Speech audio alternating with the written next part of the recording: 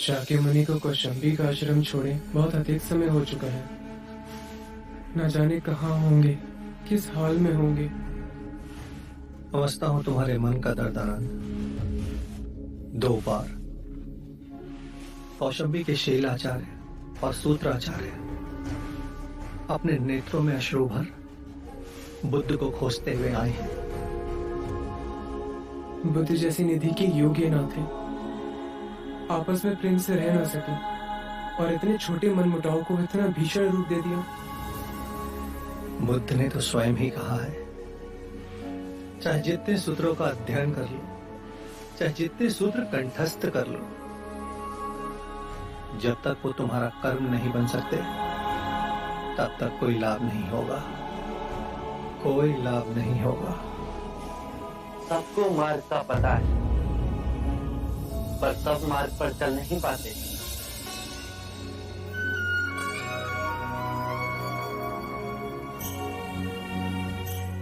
आप कहाँ चले गए थे? हम आपके लिए चिंतित थे।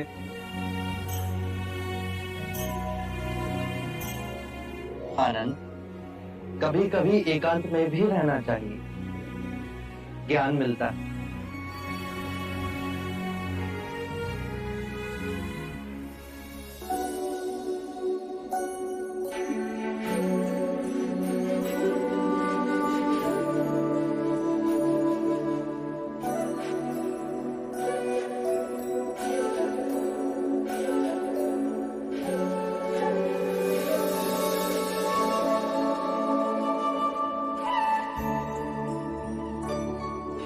साक्यमुनि, जब फूल खिलता है तो उसकी सुगंध दसों दिशाओं में फैल जाती है। सूत्र आचार्य और शील आचार्य भी आपकी सुगंध पा यहां दौड़ दौड़ चले आए, आपसे क्षमा मांगना चाहते हैं। उन दोनों के बीच समाधान हो गया है। यदि आप अनुमति दें तो ही हम उन्हें आश्रम में आने देंगे।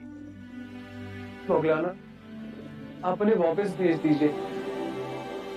उन्होंने बुद्ध का अपमान किया है। आनंद, ध्यान रहे, अपमान का भाव कभी मन में ना उठे।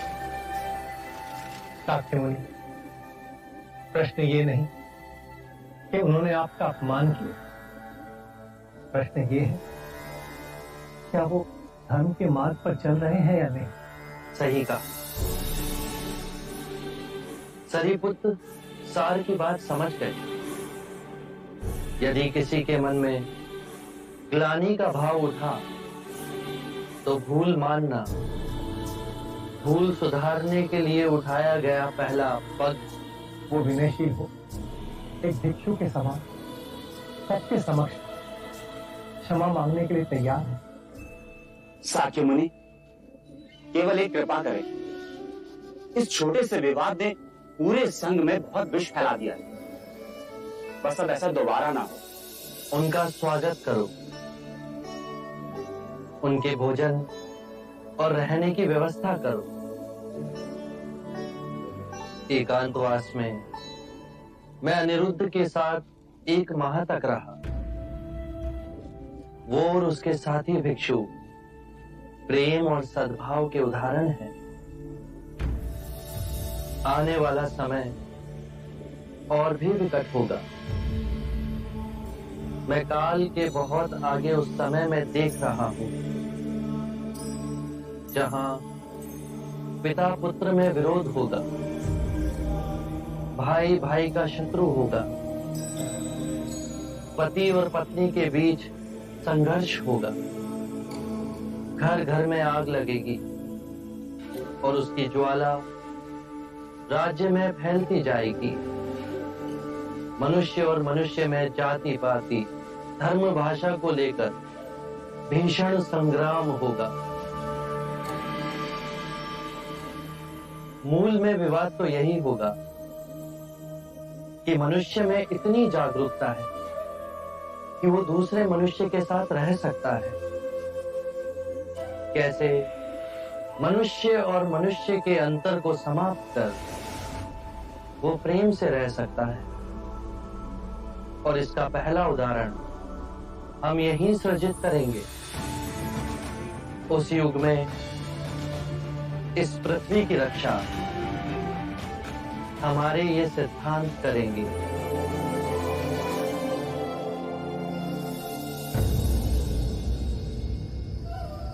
सूत्राचार्य और शीलाचार्य के समाधान की बात सुन मुझे अति प्रसन्नता हुई। सूत्राचार्य ने क्षमा मांग शांति का मार्ग चुना, इससे सबका हित संभव हुआ।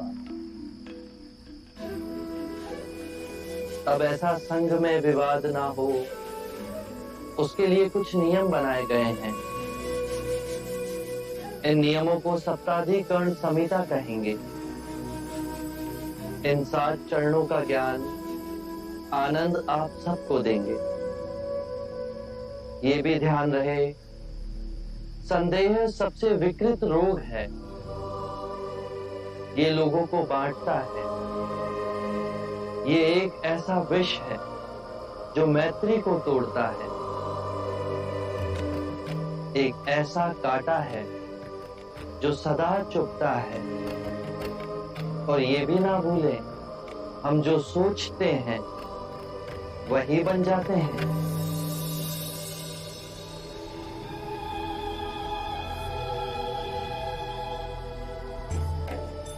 शीलाचार्य ने सत्य कहा, मैं ही अहंकारी हो गया था। सूत्राचार्य,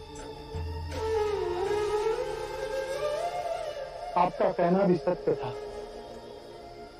मेरे मन में आपके लिए बहुत ईर्ष्या थी। मैं इस पाप का बराबर का भागीदार हूं। आपने हमें करुणा दी। अब मुझे क्षमा दीजिए, हमें आशीर्वाद दे। मेरे पास केवल मार्ग है। यदि आप उस पर चलो तो ये मार्ग तुम्हारा है।